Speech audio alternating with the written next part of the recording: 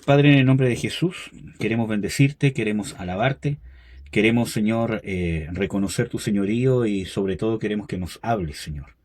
Necesitamos de tu palabra, necesitamos de ti, necesitamos de tu instrucción, Señor. Que lo que vamos a compartir ahora, Señor, penetre en nuestros corazones y contribuya a que lleguemos a ser lo que tú quieres que seamos y que hagamos lo que tú quieres que hagamos, Señor. En el nombre de Jesús, amén. Amén, hermanos, o hermanas en este caso, ¿cierto? Quería compartirles un tema que estábamos hablando, ¿cómo se llama? Con mi mamá, ¿cierto? Sobre, bueno, eran varios temas, pero quiero partir con el uso del nombre de Jesús, ¿ya? Que como yo les había compartido hace bastante tiempo atrás, cuando vimos el estudio sobre la autoridad y el uso del nombre de, ¿cómo se llama? De Jesús, ¿cierto? ¿Cómo se llama? Yo les dije de que el nombre de Jesús, cuando nosotros usamos el nombre de Jesús, no es una cábala, ¿cierto? Como por ejemplo, no sé, pues, en la cierta hechicería, si yo, ¿cómo se llama? Repetía tres veces ciertas cosas, ¿cierto? Al repetirlas se iban a cumplir. O al decir tal cosa para entregar un sacrificio se iba a cumplir, ¿ya? En las cosas del reino no es así, no es que el nombre de Jesús sea una cábala, ¿cierto? Y por favor, quiero que no piense que estoy diciendo de que no tenemos que terminar toda oración en el nombre de Jesús o alguna petición a Dios en el nombre de Jesús, sino quiero que podamos estudiar el trasfondo principal que tiene que ver el nombre de Jesús. Y para eso tenemos que nosotros entender de que el nombre de Jesús es una comisión. Cuando nosotros vimos el estudio de la Trinidad, ¿cierto? Para los que, ¿cómo se llama? Lo han visto, ¿cierto? Cuando nosotros vimos ese estudio, nosotros hablamos de que desde el punto de vista de comisión, ¿cierto? Hay una sujeción, hay una diferenciación en las funciones que tiene el Padre, el Hijo y el Espíritu Santo, ¿ya? Y ahí nosotros muchas veces, en el sentido de vicariedad o de representatividad que tiene cada persona sobre la otra, es que muchas veces nos encontramos con pasajes donde Jesús hace algo o dice algo y se da a entender en el contexto bíblico que lo dijo el Padre, o que el Espíritu Santo dice o hace algo y se da a entender que lo hizo el mismo Cristo o el mismo Dios. Entonces, desde el punto de vista de vicariedad o de función, vemos que el Padre envía al Hijo. El Hijo envía al Padre, y o sea, envía al Espíritu Santo, autorizado por el Padre. Es el Hijo el que pide el Espíritu Santo, y es el Padre el que dice, sí, yo doy el Espíritu Santo a la humanidad porque tú me lo pides, estoy hablando esto entre comillas, ¿cierto? Y Jesucristo lo envía. Por eso nos encontramos con pasajes, ¿cierto?, donde Jesús dice de que el Padre enviará al Espíritu Santo, pero también donde dice de que yo os enviaré al Espíritu Santo, de que no os dejaré huérfanos. Pero también dice, yo rogaré al Padre y os dará otro consolador. Desde ese punto de vista nosotros encontramos de que ese es el meollo o la base de la representatividad. Cuando Jesús dice yo vengo en el nombre de mi Padre o vengo a hacer las obras de mi Padre, Él dice yo no hago nada de mí mismo. Como oigo, juzgo. Como veo, hago. Porque no busco mi gloria, sino la gloria del que me envió. Entonces, para nosotros poder ser la iglesia que actúa en el nombre de Jesús, y hablo de iglesia como institución, hablo de la iglesia como iglesia local o como comunidad, y hablo de la iglesia como usted, como una persona única. Necesitamos ser personas que nos convirtamos, así como Jesús, en personas que no hacemos nada de nosotros mismos. Porque ¿cuál fue la razón o la causa? ¿Cierto? Creo que alguien tiene el micrófono abierto. Si lo puede apagar, se lo agradecería. Yo Eh, era, perdón. ya, hermano. Ya, hermano. Eh, ¿cómo entonces nosotros podemos obrar el nombre de Jesús de una manera eficiente, de una manera correcta? Y les vuelvo a reiterar, no quiero decir con esto de que no tiene que usar el nombre de Jesús cuando termine de orar o cuando ore o cuando haga una petición. Pero voy al punto que si no está esta base, de nada le sirve repetir 1.000.000 de veces el nombre de Jesús, porque no va a tener ningún efecto. ¿Me entiende? No es una cábala, como en la hechicería, sino que es una condición de envío. Entonces, para que se pueda cumplir esa condición, nosotros tenemos que, así como Jesús, tenemos que nosotros también obrar en el sentido de no hacer nada de nosotros mismos y hacer todo lo que oímos de Jesús y lo que vemos de Jesús. Ahora, ¿por qué es tan importante esto? ¿Por qué el ejemplo debe ser la relación entre el Hijo y el Padre en su ministerio terrenal? Porque en Juan 20 nos encontramos en el versículo 21 que dice: entonces les dijo Jesús otra vez, paz a vosotros. Como me envió el Padre, así también yo os envío. Entonces, el envío del Padre al Hijo, cuando Jesús dice, yo vengo en el nombre de mi Padre y ninguno me recibe, por ejemplo, cuando dice, yo estas cosas las he hecho en el nombre de mi Padre, el Padre me envió, yo creo que es claro en la Biblia, y no hay que buscar los textos bíblicos, porque creo que ustedes saben, ¿cierto?, que la Biblia es clara en decir de que Jesús es el enviado del Padre, tanto las promesas del Antiguo Testamento como obviamente en el Nuevo Testamento, y que el mismo Jesús dice claramente que Él vino en nombre de su Padre. ¿Y por qué? ¿Cuál es la prueba de que Él vino en el nombre de su Padre? Que Él no hacía nada de Él mismo, sino hacía lo que el Padre le mostraba que hiciera, y decía o juzgaba según lo que oía del Padre. Yo no puedo decir, por ejemplo, vengo en nombre del presidente, si lo que estoy haciendo no es lo que me dijo que hiciera el presidente. ¿Me entienden? Porque no estoy actuando en nombre de él. Puedo decir que vengo en su representación.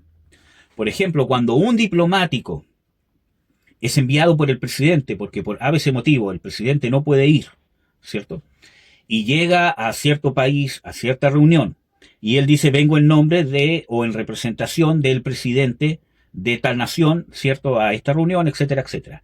Y él hace o dice algo que el presidente no le dijo que hiciera, o no lo autorizó a hacer, o no lo autorizó a decir, faltó a la representatividad que se le confió.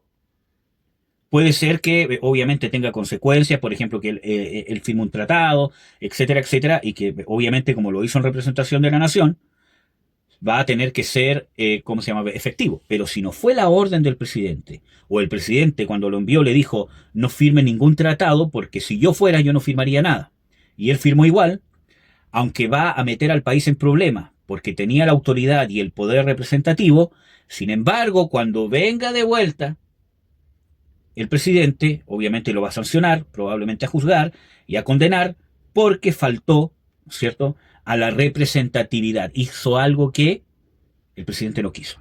Un ejemplo bíblico, quizás hay varios, es con Moisés. Por ejemplo, Dios lo envía y le dice, háblale a la roca para que salga agua.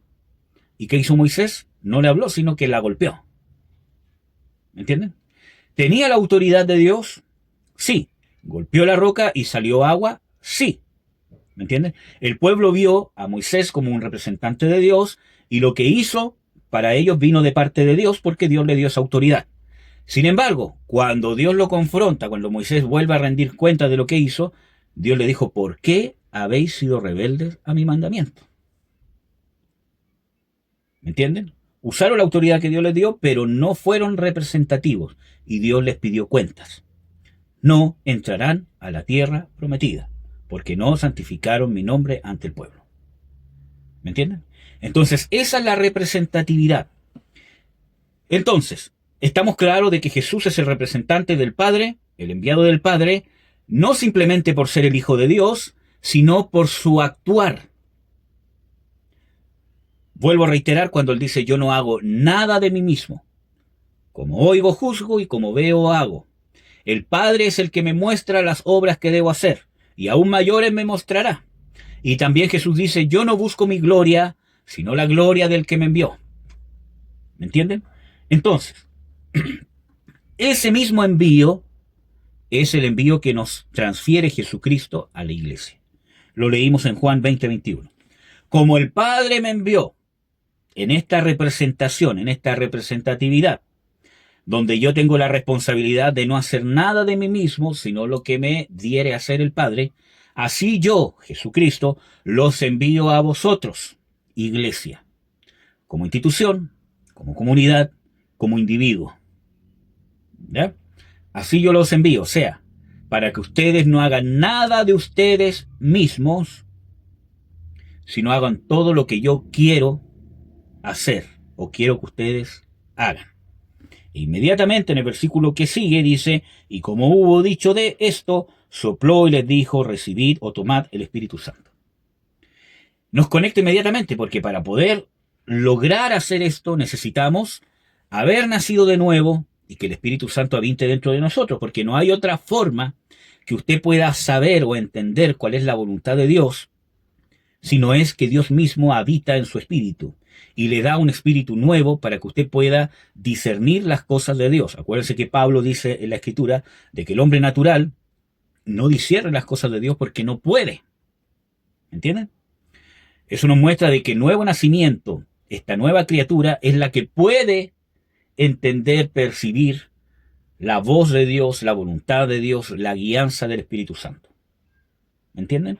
Y por eso que nosotros tenemos que negar al viejo hombre, como dice ampliamente las Escrituras, y andar en el Espíritu. ¿Me entienden? O vivir según o conforme al nuevo hombre que fue creado a la imagen de Dios según la justicia y santidad en verdad. ¿Me entienden? Eso es lo que dice la Biblia. Entonces, si tenemos esa comisión para nosotros poder usar el nombre de Jesús de una manera efectiva, debemos, ¿qué cosa? No hacer nada de nosotros mismos. No significa que usted no puede comprar, buscar un trabajo, usted no puede decidir ir de vacaciones al norte, al sur. No es eso. Que realmente su vida esté negada a tal punto, ¿cierto?, que usted pueda entregar su vida a Dios de tal punto que yo en esta vida que me queda aquí en la tierra, me niego a mí mismo porque quiero hacer todo lo que tú quieres. Y obviamente esta comisión no es para la iglesia en el sentido de la gente que se está formando. Este es para la iglesia que ministra el reino.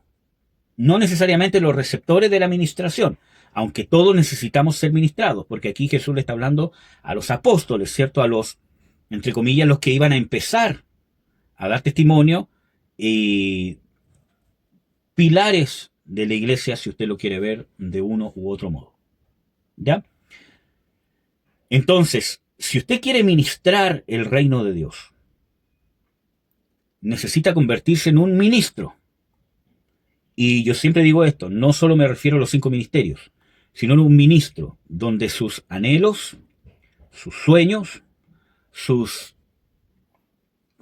expectativas, todo usted lo somete y lo entrega a la obra del ministerio del Señor Jesucristo. No le digo que lo entregue a la iglesia, como muchas veces se ha cometido ese error, ¿cierto? Que uno piensa de que está, cuanto más tiempo llevo en la iglesia o sirvo en la iglesia, más estoy sirviendo a Dios o haciendo la voluntad de Dios, incluso destruyendo mis familias. O sea, nuestras familias, sino que lo entrego a la voluntad de Dios, porque la voluntad de Dios incluye el servicio en la iglesia, servir ministrando el reino de Dios al mundo y ministrando también a mi familia. ¿Me entienden? Entonces, desde ese punto de vista, ¿cierto?, nosotros nos tenemos que convertir. Si usted aspira a ser un ministro, si usted quiere revelación, si usted quiere que se muevan milagros, si usted quiere que tenga una oración poderosa, una oración respondida, si usted quiere dones del Espíritu Santo para hacer aquí y allá, necesita convertirse en un ministro, en alguien que se despoje de sus anhelos, se despoje de sus sueños, de sus intereses terrenales, y no es que los ponga en las manos de Dios, sino que renuncie a ellos porque no quiero hacer nada de mí mismo. He entendido que la eternidad tiene un valor muy por superior a esta corta vida terrenal y quiero entregar mis años, mi vitalidad, todo lo que soy y todo lo que tengo a la obra del reino, no necesariamente de la iglesia, del reino de Dios. Porque si hablo solamente de la iglesia nos podemos confundir y usted cree que mientras más esté metido en la iglesia, en eventos, en cosas que se hacen, más está sirviendo a Dios. Y a veces no es tan así. Por eso que digo ministrar el reino, porque la administración del reino incluye la familia, el cónyuge, los hijos, mi relación con el mundo, mi relación con la iglesia, obviamente. ¿Me entienden? Entonces, pero para eso nos tenemos que convertir en personas que dejemos de hacer algo de nosotros mismos.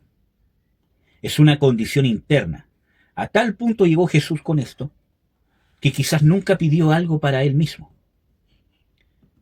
salvo cuando estaba en el huerto. Pero aún así, no usó de su autoridad de hijo para pedir algo, como diciendo, yo soy tu hijo, por favor, concédeme esta petición. No usó su autoridad. Jesús que dijo, si es posible, y voy a parafrasear, ¿cierto? Si es tu voluntad, si en realidad esto que te estoy pidiendo no interfiere con tu voluntad y te es agradable, te pido que pases de mí este vaso. Y obviamente la respuesta de Jesús, la respuesta a Jesús, probablemente, digo yo, fue lo que estaba escrito en el Salmo 53, que probablemente el Espíritu Santo se lo trajo al corazón. A Jehová le plugó someterlo a padecimiento, quebrantarlo y que cargara el pecado de todo el pueblo. ¿Me entienden? Entonces, ¿por qué digo que no usó la autoridad? Porque cuando Pedro le corta la oreja a uno de los que venía a apresar a Jesús, Jesús le dice, guarda la espada, no sabes que si yo ahora, o sea, ahí está hablando de su autoridad como hijo. Si yo ahora le pido a mi padre que, me saque de aquí, o si yo le pido a él, enviaría 12 legiones de ángeles a liberarme. Cuando confronta o es confrontado por Pilato, dice, mi reino no es de este mundo. Si mi reino fuese de este mundo, mis súbditos pelearían y no dejarían que yo fuera entregado en tus manos. Entonces vemos, amados hermanos, que Jesús no usó esa autoridad de hijo para decir, concédeme una petición. ¿Y cuál es el problema? Que muchas veces nosotros predicamos, creemos o seguimos mensajes que nos hablan, por ejemplo, tú eres hijo, tienes derecho ante el Padre te puede conceder por causa de ser hijo. Y citamos textos, por ejemplo, que es lo que estábamos conversando con mi mamá, ¿cierto? De que dicen, por ejemplo, en la Escritura dice de que Él nos ha dado autoridad de ser hijos de Dios en Juan 1, del 12 al 13. Dice, Él nos ha dado autoridad, potestad de ser hechos hijos de Dios. Por lo tanto, usted tiene que creerse el cuento, que puede llegar al trono de gracia al Padre, y por causa de la gracia que Dios le dio en Cristo Jesús de ser hijo, usted le puede pedir algo a su padre, a su papá. Y sí, es posible, pero esa condición es la condición de un niño inmaduro. Ustedes saben, y yo siempre saco este ejemplo, pero tengo un hijo de 4 años, como ustedes saben, una niña de 1 año, y a veces mi hijo me pide cosas, ¿cierto?, que no son necesariamente mi voluntad o que no están en mi corazón hacerlas, sino que él me pide, ¿cierto? Y ahí recién tengo que decidir si lo hago o no. Y hay cosas que uno cede y hay cosas que uno tiene que dar un no. Obviamente uno no es Dios, no es omnisciente, no es omnipresente, ¿cierto? Ni nada de eso. Pero cuando el hijo es mayor, cuando el hijo ya es un adulto, ¿cierto?, ya está formando a su familia, etcétera, etcétera, ya no viene donde el papá dice, papi, dame un dulce, o dame plata para ir a jugar, o dame, dinero porque me quiero comprar algo, ¿me entienden? Sino que nosotros vemos, por ejemplo, de que ese pensamiento es un nivel de inmadurez, o nos mantiene en un nivel de inmadurez. No quiere decir que usted no pueda llegar al Padre y pedirle algo, una petición, y que obviamente usted no va a manipular a Dios. Si Dios se lo quiere conceder, se lo va a conceder. No es malo, ojo con esto, no es malo exponer mis peticiones al Padre. Lo hizo el mismo Jesús con el ejemplo que le di en el huerto de Getsemaní, ¿ya? No es malo exponer nuestras peticiones. El tema está con la condición que llegamos a exponer nuestras peticiones. Y la condición del Señor Jesucristo era que estaba de tal manera negado a sí mismo, que no quería hacer nada de él mismo. Su afán, su determinación, su propósito era hacer lo que el Padre le dijera que hiciera, o sea, lo que el Padre le mostrara que hiciera, y juzgar según lo que el Padre le decía que tenía que juzgar. ¿Me entiende? Entonces, usted es hijo, pero muchas veces nosotros solamente nos vemos en el sentido de que los derechos que tengo como hijo. Y resulta que el hijo maduro, porque nosotros tenemos que ver esto desde el punto de vista bíblico, desde el punto de vista del pueblo de Dios, cómo se movía la paternidad en el pueblo de Dios. Y creo que esto es algo que ya ¿cómo se llama? ¿Cierto? He dicho muchas veces. Pero en el pueblo de Dios, cuando el hijo pasaba la madurez, empezaba a tener parte de los negocios del padre. Entonces, no es como ahora, ¿me entiende? Por ejemplo, ahora la independencia o la adultez del hijo se ve cuando se va de la casa, ¿cierto? Y emprende su propio negocio, su propia carrera, que puede ser muy distinta a la del padre. O puede que no tenga nada que ver con el padre. El padre es, no sé, un jornalero y el hijo estudió para ser médico, ¿me entienden? Y no van a trabajar nunca juntos. En cambio, desde el punto de vista bíblico, desde el punto de vista de tanto del Antiguo Testamento como del Nuevo Testamento, ¿cierto? En los ejemplos que da, ¿cierto?, el Señor Jesucristo al pueblo judío muchas veces, nosotros vemos de que la madurez era otro aspecto. Por ejemplo, el hijo cuando maduraba tenía parte de los negocios del padre, no para tomar su herencia e irse a hacer su negocio propio, sino que lo que hacía era trabajar en la herencia, trabajar, multiplicarla, y aunque tenía su propio ganado con el tiempo, ¿cómo se llama?, su propia familia, pero nunca dejaban de apoyarse el uno al otro porque eran una misma empresa, por decirlo así, ¿cierto? Por eso que el gobierno era un gobierno patriarcal. El gobierno social era un gobierno patriarcal. Y nosotros vemos de que esto es un principio bíblico que trasciende solamente al tiempo de los patriarcas, porque cuando Jesús habla, por ejemplo, de la parábola del hijo pródigo, hace mención a este tipo de sociedad. ¿Me entienden? Cuando dice que el padre, ¿cierto?, tenía 2 hijos y el menor le pidió la herencia, en inmadurez. Yo tengo derecho de hijo, por lo tanto, vengo a pedirte una petición que no tiene nada que ver con lo que tú quieres. ¿Me entiendes? Quiero pedirte simplemente una petición y que me la concedas. Quiero que me des mi parte de la herencia. Y el padre se la dio. Muy probablemente vendieron el ganado, la hacienda, quizás parte del terreno que le correspondía por herencia al hijo, y él se fue con el dinero y, como sabemos, se farrió todo, vivió perdidamente, etcétera, etcétera. Y eso es inmadurez. ¿Me entienden? La madurez es el hijo que, por ejemplo, se inmiscuye en los negocios del padre, como lo hizo Jesús con el padre, ¿cierto?, para poder trabajar. ¿Qué es lo que tengo que hacer? ¿Cómo se hace este negocio? ¿Cómo se hace este trabajo? Y cuando el padre le dice al hijo, oye, hay que negociar con esto, con tal vecino, etcétera, etcétera, quiero que vayas en mi representación, él le dice, ¿cuál es tu intención? Mi intención es vender tal hacienda. Estoy dispuesto a vender tal hacienda, pero quiero aquello. Entonces el hijo buscaba cómo hacerlo y convencer aquí y allá, ¿cierto? Transar de aquí y allá para poder conseguir lo que el padre le había ordenado. Y en ese momento está obrando en representatividad. Entonces, cuando nosotros hablamos en el nombre de Jesús, es porque nosotros deberíamos ser personas que no hacemos nada de nosotros mismos, y lo que estamos haciendo en el nombre de Jesús, lo estamos haciendo en representación de Jesús. Por eso muchas veces nuestras peticiones no son oídas. No en el sentido de que Dios no las escuche, porque Él está atento a nosotros, sino oídas en el sentido de una forma favorable hacia lo que estamos pidiendo. ¿Por qué? Porque llegamos ante el Padre en el nombre de Jesús y Jesús no nos envió. No es la intención de Jesús lo que Él está diciendo, o lo que yo estoy pidiendo. No tiene nada que ver con lo que Jesús quiere, con lo que Jesús anhela, o con la obra de Jesús, tanto en nuestra vida, en nuestra familia, en nuestras finanzas, en nuestra salud, en nuestra iglesia donde participamos, o en el mundo entero. ¿Me entienden?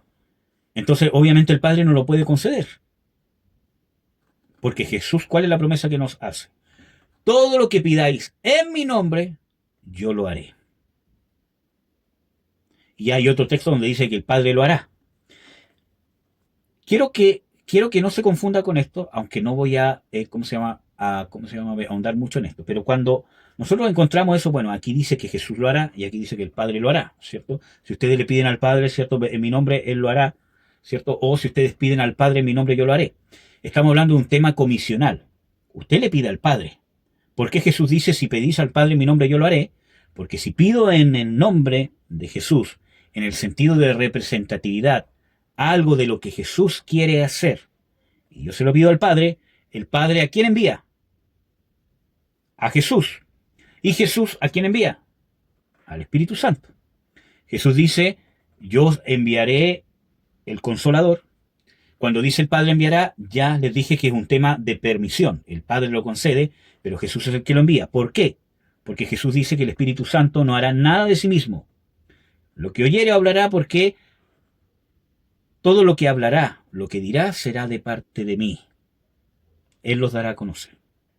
¿Entienden? Entonces, amados, si usted quiere obrar en el nombre de Jesús, en su familia, en su iglesia, en la relación que tiene con el mundo, ya sea en el trabajo, en lo que haga, necesita usted ser una persona que realmente no haga nada de sí mismo, sino todo lo que viere y todo lo que oyere de Jesús. Y eso de Jesús es a través del Espíritu Santo. Para eso necesitamos la unción de Dios, para eso necesitamos mantenernos en la llenura del Espíritu Santo. ¿Cómo nos mantenemos en la llenura del Espíritu Santo? Y voy a tratar de resumírselo de la manera más simple posible. Andando en el Espíritu. De esa manera usted anda en la llenura del Espíritu Santo. Muchas veces se habla de la llenura del Espíritu Santo, cuántas veces orar al día, cuánto tiempo tiene que estar orando, cuánto ayuno tiene que hacer, cuántas revelaciones tiene que tener, cuántos sueños tiene que tener, y que el pastor me tiene que poner una unción, y que me tienen que dar un manto profético, y que me tienen que dar un manto aquí, que me tienen que dar una cobertura acá. De la manera que usted se mantiene en la llenura del Espíritu Santo es cuanto más en el Espíritu usted viva. ¿Y cómo usted vive en el Espíritu? Negando la carne a través de las obras del Espíritu, como lo dice textualmente Romanos 8. Si hacéis morir las obras de la carne por medio del Espíritu, viviréis. O sea, la vida eterna, la vida de la resurrección de Jesús, se manifestará en ustedes. Entonces, ¿cómo está con la llenura del Espíritu, o con la vida, o con el poder de la resurrección? Que podríamos decir, sin equivocarnos, que son sinónimos bíblicos. Haciendo morir las obras de la carne por las cosas del Espíritu. ¿Cómo? El amor hace morir al odio, al rencor que puedo sentir. ¿Me entiende? La paz hace morir al estrés, o hace morir a la rencilla que tengo con cierta persona. El gozo, ¿cierto?, hace morir, ¿cierto?, a la depresión, a la amargura, a la tristeza muchas veces que es por causas erradas, ¿cierto? El gozo, la duda, la incredulidad hacia Dios, ¿cierto?, muere por medio de la fe o la fidelidad, o mantenerme fiel a los principios y a los propósitos de Dios. La mansedumbre hace morir el orgullo, y así sucesivamente. Con la mansedumbre hago morir o mortifico el orgullo. Con el dominio propio hago callar muchas veces mi boca, o mis actitudes que hieren, que condenan. ¿Entienden? Entonces, así yo hago morir por las cosas del Espíritu, pero para eso necesito estar en comunión con el que habita en mi espíritu. Con Dios. Les he dicho mucho. Usted tiene que leer su Biblia. Tiene que empaparse de la Biblia. Espero que algún día podamos entender lo importante que es leer la Biblia. Mucho más importante que escuchar estudios, mucho más importante que participar en cursos, mucho más importante que hacer estudios bíblicos, mucho más importante que escuchar prédicas. Y claro, es importante escuchar prédicas, es importante participar de estudios bíblicos con los hermanos, es importante hacer cursos teológicos o cursos bíblicos, es sumamente importante, pero mucho más importante que eso es que usted este libro que se llama Biblia lo lea, lo ame y lo lea, lo lea, lo lea, lo lea, lo lea y nunca termine de leerlo. Completo, una y otra vez, una y otra vez. ¿Me entiende? Necesitamos entender como hijo de Dios la importancia de leer este libro que es la Biblia. Porque cuando yo me impregno de la palabra de Dios, diariamente, mi cerebro, mi conciencia, mi mente, miren hermanos, desde un punto de vista neurológico, si usted está expuesto a cualquier cosa, desde el punto de vista neurológico y natural, ¿cierto? Usted se va a impregnar de aquello. Y está comprobado. Si usted escucha, por ejemplo, y se han hecho experimentos con esto tanto en personas como ¿cómo se llama? En ratones, etcétera, etcétera. Si usted está en una sala y hay música de ambiente, no fuerte, música relajante, hay una tendencia a que los niveles de estrés disminuyen.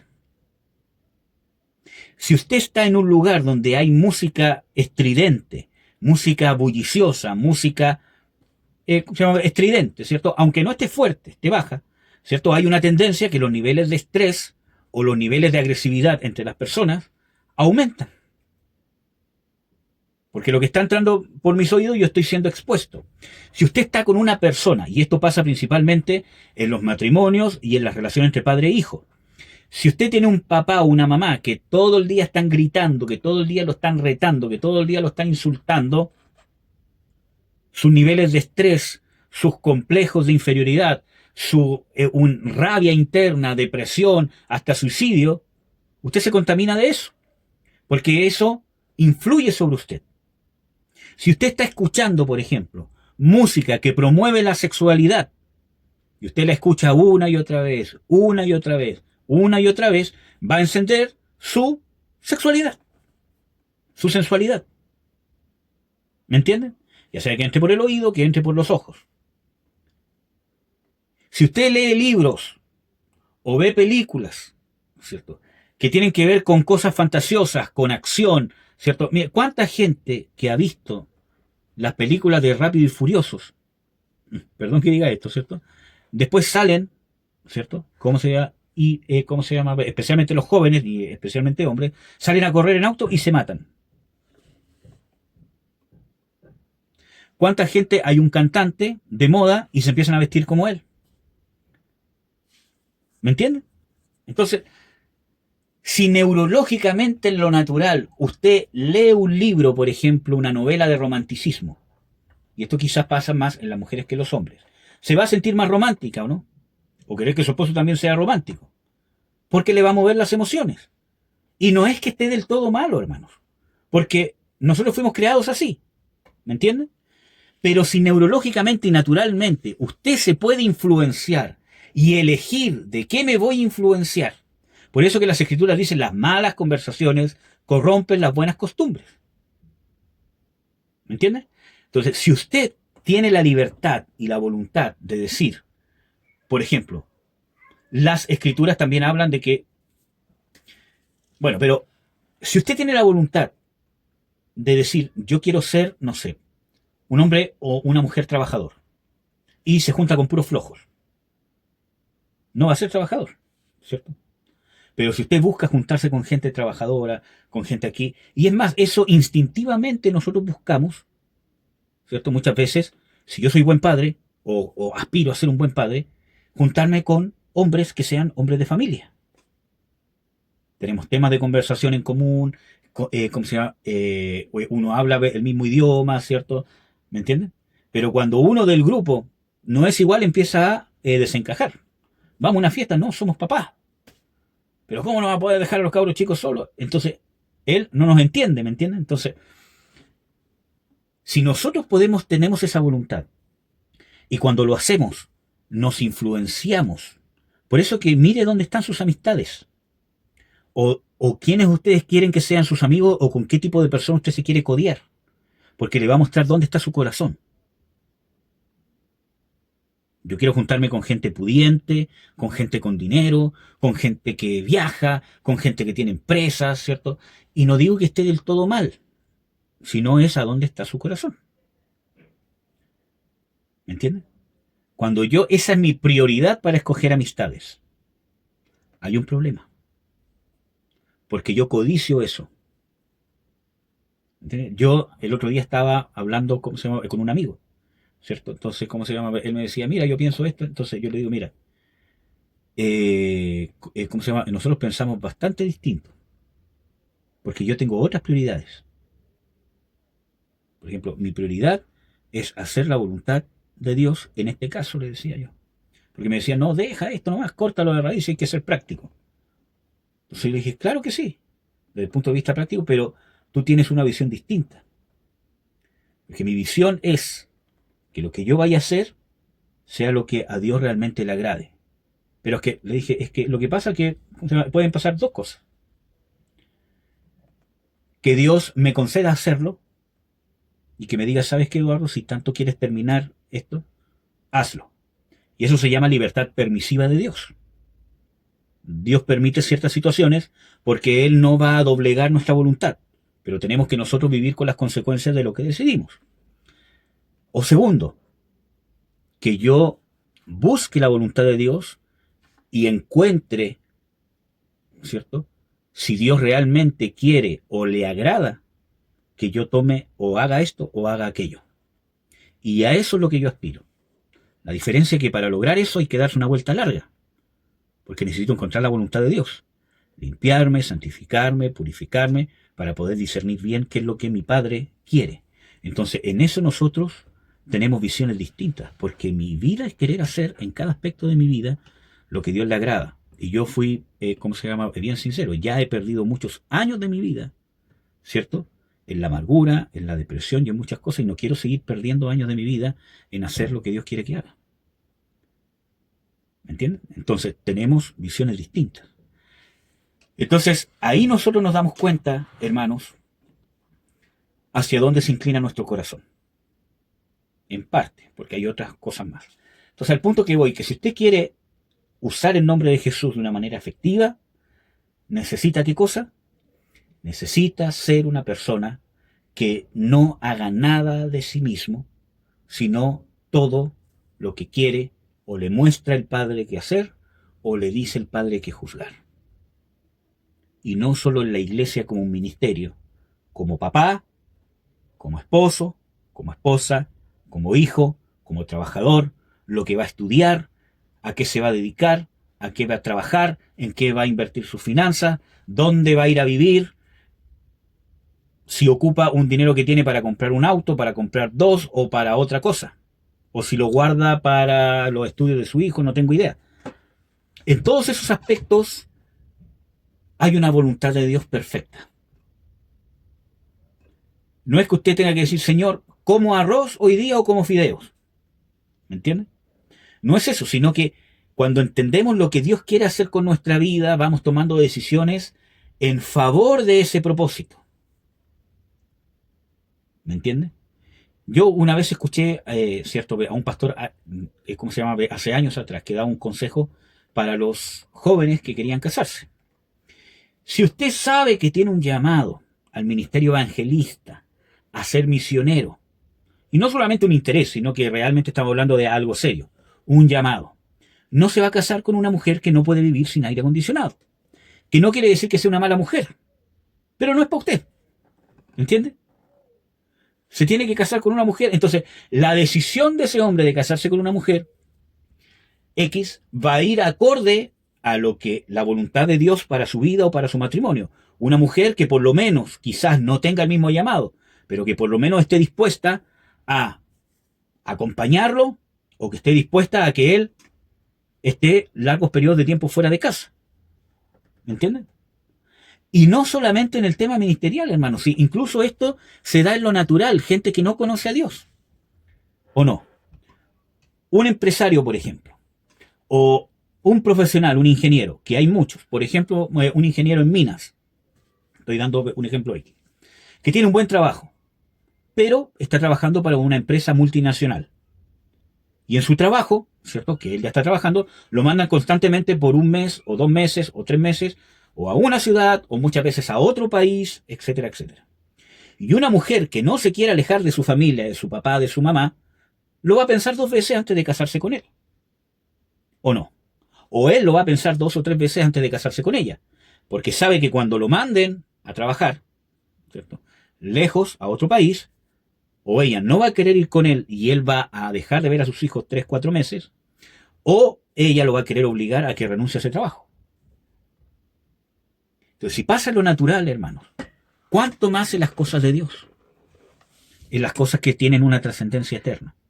Entonces, miren, hermanos, para ser sincero, usted puede vivir de dos maneras, o aspirar a dos cosas. Vivir como un creyente que cree que tiene derechos. Por ser hijo, porque soy el hijo del Rey de Reyes, porque soy el ungido, ¿cierto? Porque el Señor pagó con su sangre, etcétera, etcétera. Estoy sentado en lugares celestiales, por lo tanto tengo derecho, derecho a decretar, derecho a pedir, derecho a todo,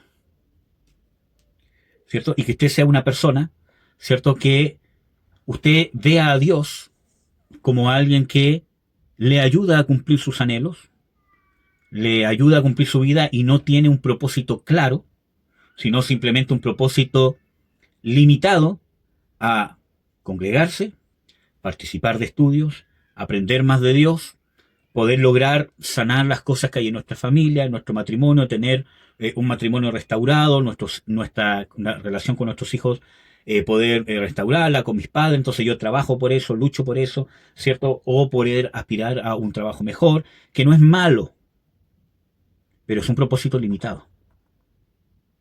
Usted puede aspirar a ser un hombre o una mujer de Dios, por eso. Esa es una primera opción, ¿cierto? Que se va a transformar en una persona que simplemente tiene a Jesús, ¿cierto? Como un salvador, como un ayudador. Y Dios es nuestro ayudador, Jesús es nuestro salvador, provee nuestras necesidades, pero puede aspirar a ser una persona, o un hombre o una mujer del reino de Dios, que entra a los negocios del reino y que ya no es una persona que llega al Padre con derechos, sino usted se convierte en un súbdito, un esclavo, como lo hizo Jesús. Nos dice en Filipenses 2.5 de que Él se despojó de sí mismo, haciéndose siervo, y esa palabra siervo es esclavo. Y muchas veces uno podría interpretarlo, según el contexto bíblico, como un esclavo voluntario. Acuérdense que en el Antiguo Testamento, cuando venía el año de la redención, decía, si el esclavo ama a su amo y no se quiere ir, porque lo ama y quiere seguir con él, el dueño le hará un hoyo en la oreja, ¿cierto? Y será pacto perpetuo que va a seguir con él hasta el fin de sus días. Entonces, un esclavo voluntario. Entonces usted tiene esta otra opción, ser un hombre o una mujer de Dios que realmente se hace un súbdito al rey. No una persona que cree porque está con el Rey de Reyes tiene derechos sobre los demás. ¿Me entiende? Sino un súbdito, un servidor, un esclavo. Que no estoy... Miren, voy a intentar dárselo lo más pintoresco posible. El palacio donde está el reino, ¿cierto? Y ¿cierto? A las afueras del palacio, los que viven dentro del reino. Y usted pasa de ser de los que viven dentro del reino, que tienen derechos del reino, deberes del reino, etcétera, etcétera, y que viven bien, ¿cómo se llama? A medida que el reino prospera, o a convertirse en un súbdito del rey. Los súbditos del rey son los que lo sirven a él, o sirven al mismo pueblo, o incluso están en la guerra para ir a combatir. Entonces son otro tipo de ciudadanos que son súbditos del rey. Entonces usted tiene esta segunda opción, que es ser un súbdito del rey, un esclavo voluntario, que ya no quiera simplemente vivir en el reino, sino que yo quiero servir, yo me quiero hacer esclavo. Y servir al Rey de Reyes muchas veces es servir al pueblo. Y cuando usted aspira a eso, se convierte en un siervo y se convierte en un ministro. Porque parto como siervo, como esclavo, Y cuando tomo cierto grado de confiabilidad ante Dios, me convierto en un mayordomo, que podríamos compararlo con un ministro. Pablo dice, y hay muchas versiones que hacen esta ¿cómo se llama? Traducción, porque es la palabra que se usa, ¿cierto?, en el griego. Ténganos los ministros por mayordomos fieles. ¿Entienden? Entonces, usted se convierte en un mayordomo. Entonces, tiene esta segunda opción: siervo, esclavo, que dejo de tener voluntad propia. No en el sentido que usted sea un robot, sino en el sentido de voluntad propia, donde ya mi voluntad no importa. Yo voluntariamente me someto a la voluntad del Padre. Pero mi voluntad es hacer la voluntad de Jesucristo. Y en ese caso, usted se convierte o puede convertirse en un representante de Dios. Y en un momento dado, el Espíritu Santo lo va a direccionar, le va a influir a través de su conciencia, ¿cierto? O de la inspiración que Dios le dé, a muchas veces reprender un demonio, obrar para que una persona sea libre, predicar el Evangelio, enseñar, amar, ayudar económicamente, lo que sea. Pero hablamos de ministrar el reino de Dios, lo cual incluye la familia, la iglesia y cómo yo me relaciono con el mundo. Y de esa manera nos convertimos en lo que debería ser todo creyente, hermano. Si Jesús no está salvando creyentes para que permanentemente estén en el lugar de simplemente un pueblo que quiere vivir a expensas del reino. No es esa la voluntad perfecta de Dios. La voluntad perfecta de Dios es que todos ellos, todos nosotros nos convirtamos en servidores, mayordomos del reino de Dios. ¿Me entienden? Entre otros pasajes, que son pasajes que yo cito mucho, lo dice Efesios 4. Para esto están los 5 ministerios,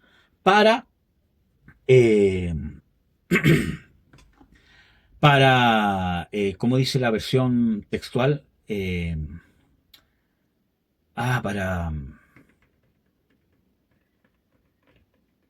Bueno, lo voy a buscar en esta versión igual. Pero hay una palabra que ocupa la versión textual que a mí me gusta mucho. Déjeme ver si lo encuentro. Yo tengo la de 1960, Eduardo, ¿te sirve? ¿O no? Ya, léalo, Efesios 4. Efesios 4:12 dice, a fin de perfeccionar a los santos para la obra del ministerio, para la edificación del cuerpo de Cristo. Sí, hasta que todos lleguemos eso. En la versión textual dice para equipar a los santos para la obra del ministerio. Entonces, la voluntad de Dios es que el creyente llegue, ¿cierto?, a la iglesia, y que en la iglesia se le equipe o se le perfeccione para que se meta a la obra del ministerio, ¿cierto? Que no sea simplemente una persona que están sirviéndolo constantemente para que crezca, para que se desarrolle, sino que también crezca de tal manera que pueda ser una persona para contribuir y que empiece a ministrar, que empiece a multiplicarse en otros. Y eso parte por la familia. Y también por la iglesia. Usted en la iglesia también tiene que ser una persona que aporta. ¿Me entiende? Unos aportan con su oración, otros aportan de una u otra manera, con el don o con el talento que tengan, por muy poco que sea. Por ejemplo, muchas veces para orar. Usted dirá, no sé, voy a dar un ejemplo muy práctico y muy nuestro, ¿cierto? Como esta pequeña congregación. Usted dirá, pucha, yo no oro como el hermanito, como la hermana, etcétera, etcétera. Pero cuando citan a orar, ahí estoy. ¿Me entienden? Y usted está aportando, porque donde hay 2 o 3, ahí estoy yo. Entonces, si el hermano o la hermana que va a orar o a hacer la lectura bíblica está solo, ¿cómo vamos a orar como cuerpo? Y usted se conecta. Y ya no es uno, son 2 los que están orando por el cuerpo. ¿Me entiende? Entonces usted se está transformando de una persona que simplemente vive de la intercesión que hace la iglesia por él o por ella. No es que los hermanos oran y oran por mí, oran para que yo tenga salud, para que Dios me bendiga, para que Dios me abra el entendimiento. Usted ahora está no simplemente recibiendo de aquello también, sino aportando. Yo me voy a juntar. Aunque simplemente diga amén. Aunque cuando la hermana esté, ¿cómo se llama? Orando, yo esté en mi cama o esté haciendo lo que está haciendo, yo diga, amén, Señor. Amén, Señor. Ábrenos los ojos. Sí, Señor, obra. Usted está pasando de ser una persona que simplemente recibe a ser una persona que da.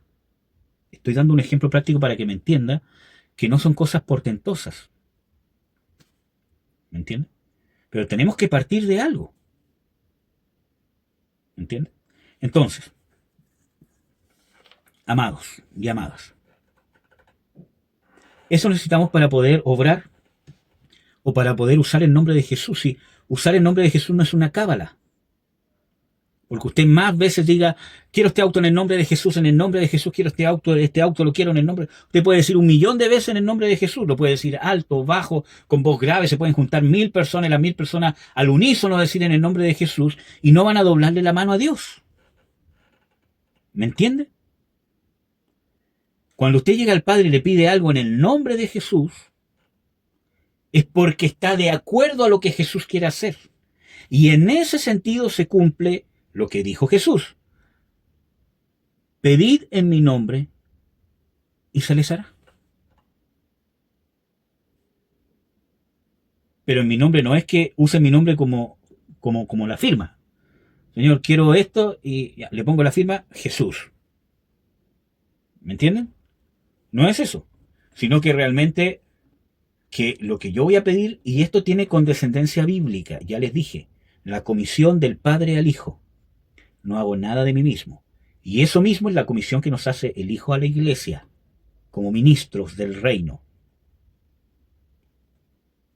Igual, no hagan nada de ustedes mismos. Y el que nos da esa dirección es el Espíritu Santo. Tenemos ejemplos en el libro de Hechos donde el Espíritu Santo prohibió hacer esto, prohibió ir a tal lugar, ¿cierto? Cuando en el primer concilio, ¿cierto?, en Jerusalén, con respecto, ¿cierto?, a la judaización de los gentiles, la carta que escriben los líderes de la iglesia dice, al Espíritu Santo y a nosotros nos ha parecido bien no imponernos otra carga que tal y tal cosa.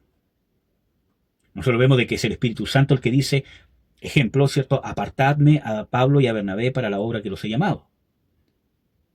Entonces ellos salen a ministrar. ¿Por qué?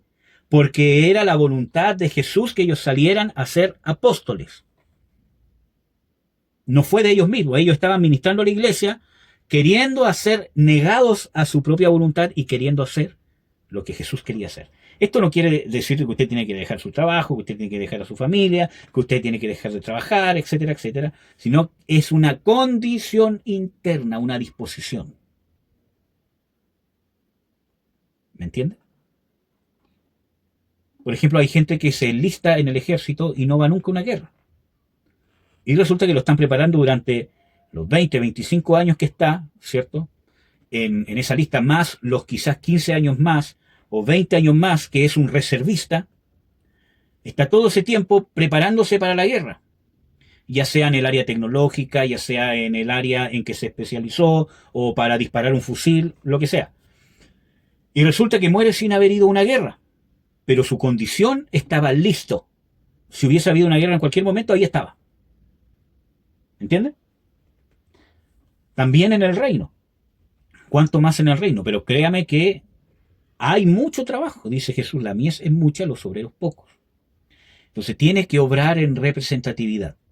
Y les vuelvo a reiterar lo que le dije al principio. No quiero decir con esto de que no ore más en el nombre de Jesús, de que no ore al Padre y al final digan el nombre de Jesús, sino lo que le digo de que para que sea efectivo, necesitamos estar obrando en nuestra vida, lo que transmite nuestra vida con la gente que nos relacionamos, tenemos que estar obrando en el nombre de Jesús. Y una de las características es, yo no busco mi propia gloria, sino la gloria del que me envió. ¿Cuál es el problema? Que creemos que cuando Jesús o el Espíritu Santo nos envía, es para algo místico, para ir a predicar a las naciones, que es la profecía más repetida de toda la historia de la iglesia moderna. Yo te voy a llevar a las naciones. Si nosotros, yo creo que, ¿cómo se llama?, pusiéramos un ranking de cuál es la profecía que más se dice, es esa. Y quizás en esto en estos últimos tiempos, que es una copia de algo mundano, lo mejor está por venir. Son las profecías que más se repiten. Y pocos cristianos que tienen más de 30 años, pocos, quizás contados con los dedos, no le han dicho alguna vez, yo te enviaré a las naciones. ¿Me entiendes? Entonces, al punto que voy, hermanos, es que el envío no es eso. Usted está obrando como padre o como madre de sus hijos, independientemente de la etapa de su maternidad. Hijos pequeños, hijos adolescentes, hijos que se están independizando, hijos que están casados, hijos que ya tienen su familia, independientemente de la etapa en que usted esté de su maternidad o su paternidad. Usted está ejerciendo su maternidad o paternidad enviado de parte de Dios. Porque puedo estar usando la autoridad que Dios me dio como papá o como mamá, desde el punto de vista natural o desde el punto de vista espiritual, pero no necesariamente como un enviado de Dios. Ya les di el ejemplo de la representatividad, ¿cierto? Un diplomático puede ser representante del presidente, pero puede hacer algo que el presidente le dijo que no lo hiciera. Y aunque va a meter al país en problemas, ¿cierto? Pero cuando vuelva va a ser juzgado. Y el ejemplo lo tenemos con Moisés, por ejemplo. Dios lo envió, le dio una orden, para el pueblo lo hizo Dios, pero Dios tuvo que dar testimonio no solamente para Moisés, sino para el pueblo, de que eso no lo había hecho él, de que Moisés se había revelado. Por eso que fue, entre comillas, tan severo. Entre comillas digo severo, ¿cierto? Porque aún esa disciplina es una extensión de la misericordia de Dios y de la gracia de Dios. ¿Cierto? Porque Dios, siendo Dios, no tendría por qué aguantar todas esas cosas. Entonces, para poder ser representantes, amadas hermanas, ustedes que están viendo, ¿cierto? Tenemos que nosotros poder vivir este tipo de vida entregada y ser enviados. Entonces usted está viviendo como cónyuge, ya que son todas hermanas, como esposa, ¿cierto? Independientemente de la etapa del matrimonio que usted esté viviendo. Usted está ejerciendo su, ¿cómo podríamos decirlo? Su esposeidad. No sé si esa palabra existe, pero usted está ejerciendo su autoridad como esposa sobre su esposo, como una enviada de Dios. ¿Y qué significa ser enviada de Dios? Que Dios me diga, bésalo, háblale, no le hables, rétalo. No, ser enviada de Dios significa de que su manera de ser esposa, de relacionarse con su esposo, es la manera que Dios quiere que usted lo haga. ¿Es la esposa que Dios quiere que usted sea? Y para los esposos, quizás para algún hermano que vea esto después, esposos, usted está ejerciendo su, ¿cómo se llama? Se dice, ¿cierto? Que el hombre es cabeza de la mujer, ¿cierto? Usted está ejerciendo su autoridad de esposo como enviado de parte de Cristo. Acuérdense que dice, Cristo es la cabeza del varón y el varón la cabeza de la mujer. Usted está ejerciendo su autoridad como enviado de Cristo. ¿Y qué tengo que hacer? Que escuchar la voz de Dios que me diga, ahora bésala, ahora regálale un ramo de flores, ahora sácala a pasear. ¿Cierto? No, no es eso. Usted es el esposo que Dios desea que usted sea con respecto a su esposa, en cómo se relaciona. Yo, hermano, aspiro a eso, pero me falta mucho. No creo haberlo alcanzado, pero Dios sabe que aspiro a hacerlo, como proveedor de mi familia, como un ejemplo de la voluntad de Dios, de la gracia de Dios, del amor de Dios, muchas veces de la disciplina de Dios, ¿cierto? O de la justicia de Dios, no solamente hacia mi esposa, sino hacia mis hijos y hacia mi casa. Aspiro, creo no haberlo alcanzado. Sé que me falta mucho, pero aspiro y trabajo por ello. ¿Y cómo trabajamos en ello? Negando nuestra carne, aprendiendo a perdonar, aprendiendo a amar, aprendiendo cómo ganarle a los rencores, cómo ganarle al orgullo, cómo ganarle a la soberbia, cómo aprendo a amar. Pero para eso debo tener una condición de alguien que quiere no hacer nada de sí mismo, sino hacer lo que viere hacer a Jesús y juzgar según lo que oiga de parte de Jesús. Y usted va a ver y oír lo que quiere Jesús en cuanto se relacione más con la Biblia. ¿Me entiende? Hermanos, yo ya les di el ejemplo desde el punto de vista neurológico. Solamente desde el punto de vista natural, hermano.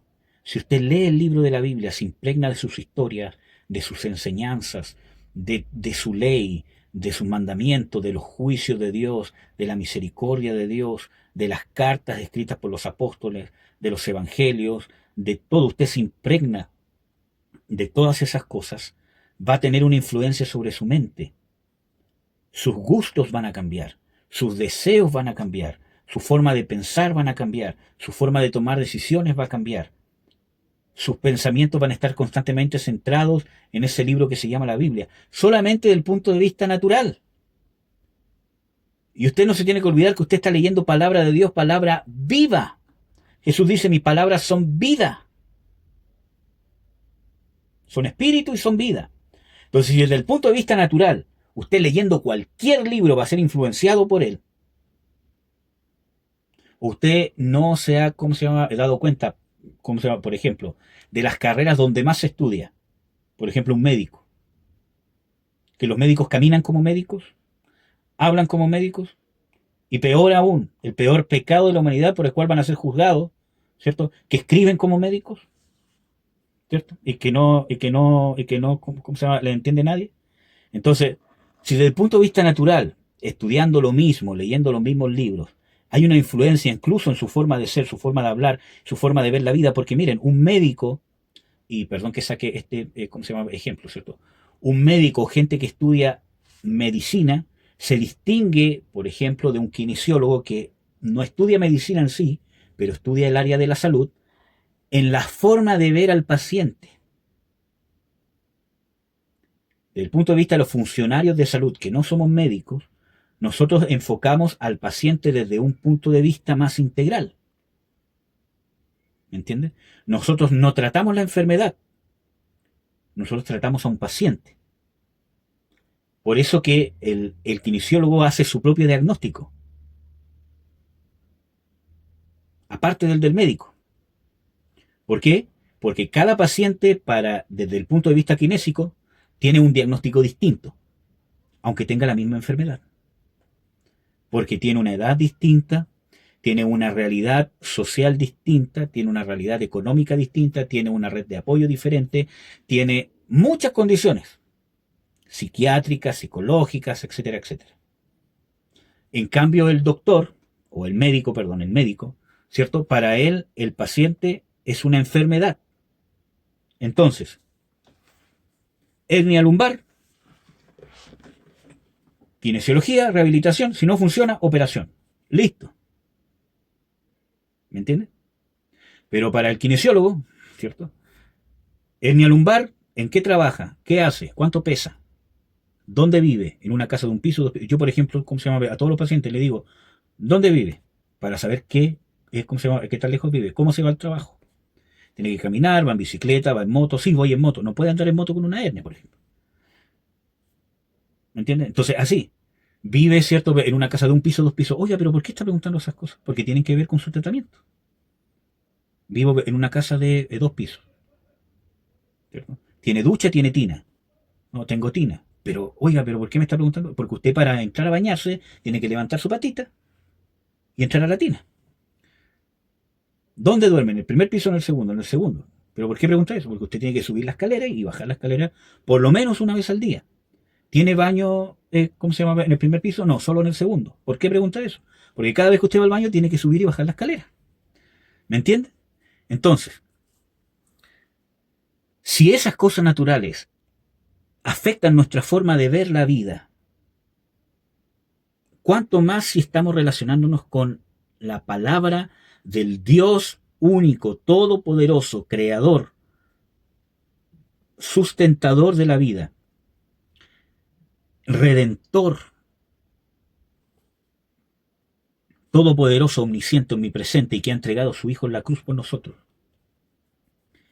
¿Cuánto más si naturalmente, mire, si esto solo fuese un libro y nada más, que no lo es, y usted lo lee, va a tener una influencia en usted, incluso hasta los filósofos que no creen en Dios concuerdan en decir de que un cristiano vive mejor que una persona que no cree simplemente por el hecho de creer. Porque vive una vida con más esperanza, vive una vida honesta, vive una vida donde intenta ser un buen ciudadano, y todas esas cosas lo llevan a ser una persona más feliz, porque vive con esperanza. Porque puede verle a todas las situaciones adversas un propósito, y es una persona más feliz. Solo analizándolo de un punto de vista natural. ¿Me entiende? ¿Cuánto más si nosotros hemos experimentado que esto es la palabra del Dios vivo? Si usted lo lee, si usted lo ama, no solo va a tener una influencia natural en su forma de ser y de pensar, sino una influencia espiritual, una influencia que va a sembrar cambios eternos. Pero tiene que leer la Biblia, impregnarse de la Biblia, porque si no sus anhelos van a ser otros. Si usted quiere que, miren, por ejemplo, yo ya no me desgasto muchas veces con gente que tiene anhelos que escapan de cómo debería ser un cristiano. Es que yo quiero hacer esto, que yo quiero hacer esto, y son puras cosas que no es malo tenerlos, no es malo tener sueños. Por ejemplo, yo quiero viajar, yo quiero tener 2 casas, yo quiero tener 3 autos, esa es mi meta, no es malo. El problema está cuando eso es la prioridad de tu vida. Que cuando tú pones en alcanzar esos objetivos como tu felicidad, o como que alcanzaste y lograste el propósito de tu vida. ¿Me entienden? Entonces yo ya no me desgasto tratando de convencer a la gente, porque he entendido de que ese tipo de pensamientos va a cambiar mientras más me relacione con esto. Perdón por ese monito, pero creo que lo pegó mi hijo. Mientras más me relacione con la Biblia. Léala. Devore la Biblia. Es que no entiendo nada. Léala. Léala. Léala, léala, léala. Si no entiende y tiene a alguien a quien preguntarle, pregunte. Y si no tiene a nadie y no la entiende, léala. Imprégnese con fe. Tu palabra dice de que alegra el corazón, convierte el alma, da sabiduría al sencillo. Yo sé que si leo tu palabra y quiero entender, pero no entiendo porque hay cosas muy enredadas, yo sé de que va a provocar un efecto en mi espíritu, en mi alma, en mi conciencia. Y lo va a hacer. ¿Me entiendes? Y con esto voy a terminar un pequeño testimonio. Yo pasé por una crisis hace años atrás, hace como 13, 14 años atrás, siendo cristiano, por causa de ciertas cosas que habían pasado, a un momento que llegué a querer no saber nada más de Dios. Veía la Biblia y sentía un odio por la Biblia, tenía ganas de romperla y tirarla por la ventana, porque estaba tan herido, tan solo, ¿cierto? Y en una situación tan compleja, que en un momento, ¿cierto?, en mi vida dije, yo ya llego hasta aquí. Ya Jesús no existe, Dios no existe. Y sentí un vacío y un despropósito tan grande que dije, si Dios no existe, si Jesús no existe, ¿para qué voy a vivir? ¿Qué sentido tiene la vida? ¿Qué sentido tiene respirar? ¿Qué sentido tiene vivir? Y ahí recién me di cuenta de que Dios, en medio de toda esa tormenta, esa tribulación, que fue en la mayoría causa de mis pecados, ¿cierto? Aún ahí Dios en su gracia estaba obrando y poniendo un fundamento. Entonces salió todo lo que estaba edificado encima y me di cuenta que no podía dejar de creer en Jesús. Que me era imposible, era una certeza. Y era lo único que tenía. Se fue la teología, los conocimientos, la experiencia, los dones, las experiencias con ángeles, los ayunos de 7 días, todo se había ido, nada servía, todo fue desechado. Lo único que quedó y lo único que yo tenía en ese momento era que Jesús era real. Y ahí Dios me habló. Y me dijo, hijo, yo te amo y sobre esto voy a edificar. Y yo fui sincero, le dije, Señor, pero siento que no te amo. Siento que te odio. Quiero amarte, pero siento todo lo contrario. Siento un odio hacia tu palabra y todo lo demás. Y Dios me dijo, pero yo te amo y te voy a seguir amando. no dejé de sentirme como me sentía. Me levanté, tomé la Biblia, con las mismas ganas de no querer leer y de no querer nada, y dije, Señor, tu palabra va a hacer un efecto en mi vida. Y a regañadientas, luchando con todas las luchas que tenía de querer romperla, tirarla por la ventana, me leí un versículo. Después me leí 2 versículos, después leí un capítulo completo, después leí otro capítulo, y aunque mientras la estoy leyendo tengo lucha en mi mente aquí, que mi mente se va para allá, para acá, pero tengo que leer, porque tu palabra, y yo dije, tu palabra dice que convierte el corazón, tu palabra convierte el corazón, la exposición de tus palabras hace sabio al sencillo. Yo sé que aunque no sienta nada, tu palabra va a hacer un efecto, y así fue. Dios fue fiel, su palabra hizo un efecto en mi vida, y lo que soy, y lo que voy a llegar a ser en mi vida es gracias a que la palabra de Dios es fiel. ¿Me entienden? Entonces, de esa manera podemos llegar a ser personas, representantes del Señor Jesucristo, y que realmente no hagamos nada de nosotros mismos como Jesús. Y podemos estar cumpliendo la gran comisión. Porque la gran comisión no es ir a predicar a la calle. Puede ser parte de, pero no es esa la gran comisión. Escupirle al mundo que Jesús los condena y que Jesús murió en la cruz. La gran comisión que es, como el Padre me envió, así yo os envío. Ser representante de Jesús aquí en la tierra. En mi casa, en mi iglesia y en el mundo. Ser un representante de Jesús. Amén. Amén, amadas. Oremos. Padre, en el nombre de Jesús, aquí, Señor, reunidos nosotros 4, aunque estemos a distancia, pero estamos juntos, Señor, y mis hermanas han apartado este tiempo para poder recibir de ti. Nos queremos unir para interceder en tu nombre, Jesús, sabiendo de que tu voluntad es que todos los hombres se salven y vengan al conocimiento de la verdad. Es que nosotros oramos por nuestros hermanos y hermanas que no se han podido conectar. Cada uno de ellos, y no solamente ellos, sino por toda la Iglesia universal, pero partiendo de nuestra propia casa. Queremos orar para que nuestros hermanos que no se han conectado puedan tener, Señor, esa luz de parte tuya de querer convertirse en personas, en hombres y mujeres de reino, que no quieran hacer nada de sí mismos, sino que quieran hacer lo que tú haces y juzgar según lo que oyen. Queremos extender esta petición a nuestras casas y nuestras familias, especialmente aquí mis hermanas, a las que tienen esposo, a sus esposos, a sus hijos, a sus padres o parientes, que pueda venir, Señor, la revelación del Espíritu Santo para que puedan venir al conocimiento de la verdad, ser salvos o ser personas que entreguen su vida por completo, a dejar de vivir para ellos mismos y vivir para ti, Señor Jesús.